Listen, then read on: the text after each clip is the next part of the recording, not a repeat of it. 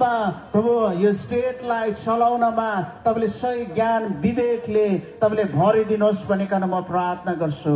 आजको प्रभु यो भव्य यो दिवसलाई प्रभु येशू तपाईँको हातमा हामी लाउँछौँ अनि यहाँको लागि आशिषलाई हामी बोल्दछौँ। प्रभु आउने दिनहरूमा जति वर्ष प्रभु तपाईँले आयुदान दिएर राख्नु भएको छ त्यतिन्जेलसम्म कुनै पनि सिक्किमेली जनताहरूले प्रभु यहाँको नेतृत्वमा दुःखहरू नपाएको होस् भनिकन हामी प्रार्थना गर्छौँ। असल नेतृत्व गर्नमा परमेश्वर तपाईँले असल स्वास्थ्य ज्ञान र विवेकले तपाईँले भरिदिनुहोस् भनिकन हामी प्रार्थना गर्छौँ।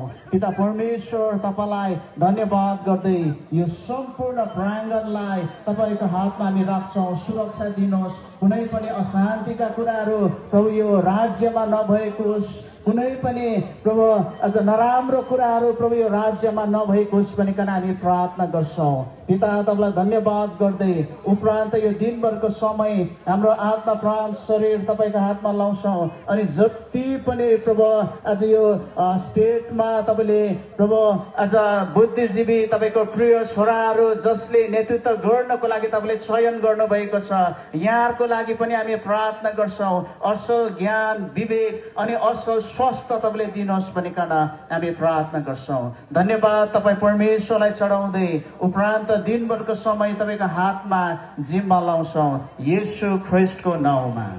आमेन।